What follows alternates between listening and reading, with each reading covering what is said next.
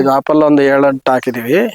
ಅದು ಫ್ರೆಂಡ್ ಒಬ್ರು ನಮ್ಗೆ ಜಮ್ಮು ಕಾಶ್ಮೀರಿಂದ ತಂದಿದೀವಿ ತಗೊಳ್ಳಿ ಅಂತೇಳಿ ಒಂದು 8 ಗಿಡ ಕೊಟ್ಟಿದ್ರು. ನಾಟಿ ಮೇಕೆನಲ್ಲಿ ಒಳ್ಳೆ ಲಾಭ ಇದೆ. ಮತ್ತೆ ಇನ್ನೊಂದೇನಂದ್ರೆ ಒಳ್ಳೆ ಅದು ಟೇಸ್ಟ್ ಗೊತ್ತಿರೋರು ತಗೊಂಡೋಗೋದು. ಇದು ನಾಟಿ ನಿಂಬೆ, ಇದು ನಾವು ಮನೆಗೆ ಅಂತ ಹಾಕೊಂಡಿದ್ದು. ಇದನ್ನೇ ನಾನು ಗ್ರಾಫ್ಟ್ ಮಾಡ್ಕೊಂಡೆ, ಯೂಟ್ಯೂಬ್ ನಲ್ಲಿ ನೋಡಿ ನಾನು ಗ್ರಾಫ್ಟ್ ಮಾಡಿದೆ.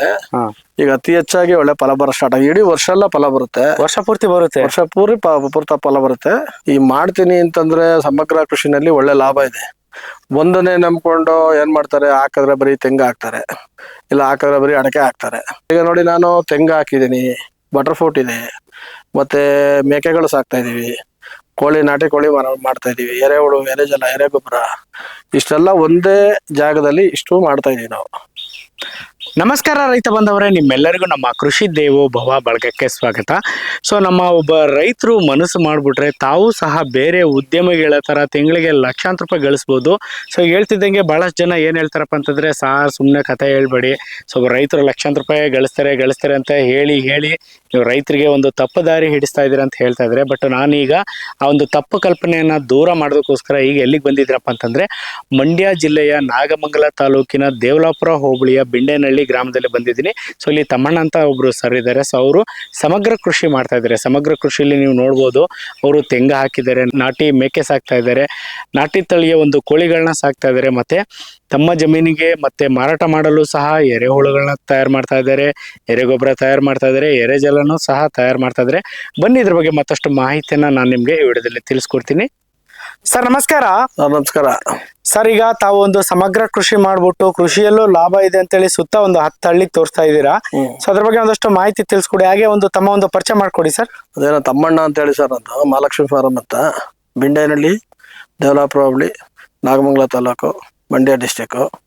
ರೈತರು ಏನಂದ್ರೆ ಗೊತ್ತಾ ಸರ್, ಇಲ್ಲಿ ಈ ಮಾಡ್ತೀನಿ ಅಂತಂದ್ರೆ ಸಮಗ್ರ ಕೃಷಿನಲ್ಲಿ ಒಳ್ಳೆ ಲಾಭ ಇದೆ. ಒಂದನ್ನೇ ನಂಬ್ಕೊಂಡು ಏನ್ ಮಾಡ್ತಾರೆ, ಹಾಕಿದ್ರೆ ಬರೀ ತೆಂಗು ಹಾಕ್ತಾರೆ, ಇಲ್ಲ ಹಾಕಿದ್ರೆ ಬರೀ ಅಡಕೆ ಹಾಕ್ತಾರೆ, ಇಲ್ಲ ಅಂದ್ರೆ ಬರೀ ಜೋಳ ಬೆಳೆದ್ರೆ ಬರೀ ಜೋಳನೇ ಬೆಳಿತಾರೆ. ಈರುಳ್ಳಿ ಯಾರಾದ್ರು ಬೆಳಿತೀನಿ ಅಂದ್ರೆ ಬರೀ ಈರುಳ್ಳಿನೇ ಬೆಳಿತಾರೆ. ಟೊಮೊಟೊ ಬೆಳಿತೀನಿ ಬರೀ ಟೊಮೊಟೊನೇ ಬೆಳಿತಾರೆ. ಯಾರೋ ಒಬ್ಬ ಟೊಮೊಟೊ ಹಾಕಾರೆ ಇವರೆಲ್ಲ ಟೊಮೊಟೊ ಹಾಕ್ತಾರೆ. ಈ ಪಕ್ಕದವ್ರು ಯಾರೋ ಏನೋ ಅಂತ ಹಾಕವ್ರು ಬರೀ ಅದೇ, ಈ ಇಡೀ ಊರುಗಳೆಲ್ಲ ಬರೀ ಒಂದೇ ಬೆಳೆ ಮಾಡ್ತಾರೆ. ಈಗ ರಾಗಿ ಬೆಳಿತಾರೆ ಅಂತ ಇಟ್ಕೊಳ್ಳಿ, ಬರೀ ಕಂಪ್ಲೀಟ್ ಎಲ್ಲ ಬರೀ ರಾಗಿ ಬೆಳೆಯೋರೆ. ರೈತನಿಗೆ ಏನಾಗತ್ತೆ, ಕೊಯ್ದು ಕಟ್ಟಿ ಬಡದು ಮನೆಗೆ ತಗೊಂಡೋಗೋಷ್ಟೊತ್ತಿಗೆ ಡಬಲ್ ಖರ್ಚು ಬಂದಿರುತ್ತೆ, ಏನು ಆದಾಯಗಳಿಲ್ಲ. ಅದರಿಂದ ಸಮಗ್ರ ಕೃಷಿ ಮಾಡೋದ್ರಿಂದ ಒಳ್ಳೆ ಫಸಲು ಬಂದ್ರೆ ರೈತನಿಗೆ ಒಳ್ಳೆ ಲಾಭ ಇದೆ. ಸರ್ ಏನೇನು ಬೆಳೀತಾ ಇದ್ದೀರಾ ಅಂತ ತಿಳಿಸ್ಕೊಡ್ತೀರಾ? ಸರ್ ಈಗ ನೋಡಿ ನಾನು ತೆಂಗು ಹಾಕಿದ್ದೀನಿ, ಬಟರ್ ಫ್ರೂಟ್ ಇದೆ, ಮತ್ತೆ ಮೇಕೆಗಳು ಸಾಕ್ತಾ ಇದೀವಿ, ನಾಟಿ ಕೋಳಿ ಮಾಡ್ತಾ ಇದೀವಿ, ಎರೆಹುಳು, ಎರೆಜಲ, ಎರೆಗೊಬ್ಬರ, ಇಷ್ಟೆಲ್ಲ ಒಂದೇ ಜಾಗದಲ್ಲಿ ಇಷ್ಟು ಮಾಡ್ತಾ ಇದೀವಿ ನಾವು. ಓಕೆ ಸರ್, ಈಗ ಎರೆಹುಳು, ಎರೆಜಲ, ಎರೆಗೊಬ್ಬರ ನೀವು ಮಾಡ್ತಾ ಇದ್ರಿ, ತಯಾರಿಸ್ತಾ ಇದ್ರಿ ಅಂತ ಹೇಳಿದ್ರಲ್ಲ, ಅದೇ ನಿಮ್ಮ ಒಂದು ಜಮೀನುಗಳಿಗೆ ಅಷ್ಟೇ ತಯಾರಿಸ್ತಿರಲ್ಲ, ಬೇರೆಯವ್ರಿಗೆ ಕೊಡ್ತೀರಿ ಸರ್? ಇಲ್ಲ ಸರ್, ಬೇರೆಯವ್ರು ಕೊಡ್ತೇವೆ, ಕಮರ್ಷಿಯಲ್ ಆಗೇ ಮಾಡ್ತಾ ಇರೋದು. ಮೊದ್ಲು ಸ್ಟಾರ್ಟಿಂಗ್ ಎಲ್ಲ ಮಾಡಿದಾಗ ನಾವು ನಮಗೆ ಅಂತ ಮಾಡಿದ್ದು, ಈಗೆಲ್ಲ ಹೋಗ್ತಾ ನಾವು ಕಮರ್ಷಿಯಲ್ ಆಗಿ ಮಾಡ್ತಾ ಇದೀವಿ. ನೋಡಿ ಹಂಗಿದ್ರೆ ನಾವು ಈಗ ಮೇಕೆಗಳಿಗೆ ಸೈಲೇಜ್ ಕೂಡ ನಾವೇ ಮಾಡ್ಕೊಳ್ತೀವಿ, ಮಾರಾಟಕ್ಕೆ ಏನಿಲ್ಲ.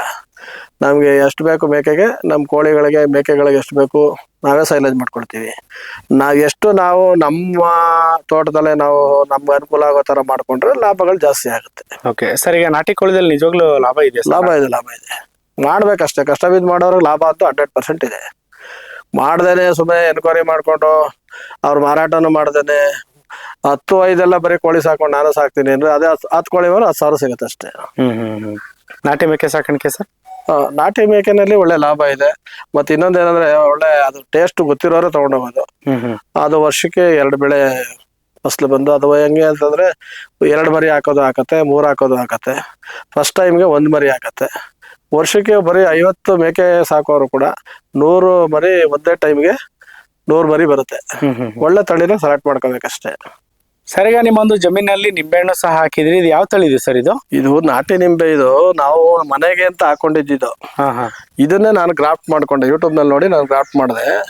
ಈಗ ಅತಿ ಹೆಚ್ಚಾಗಿ ಒಳ್ಳೆ ಫಲ ಬರೋ ಸ್ಟಾರ್ಟ್ ಆಗಿ ಇಡೀ ವರ್ಷ ಎಲ್ಲ ಫಲ ಬರುತ್ತೆ, ವರ್ಷ ಪೂರ್ತಿ ಬರುತ್ತೆ, ವರ್ಷ ಪೂರ್ತಿ ಫಲ ಬರುತ್ತೆ.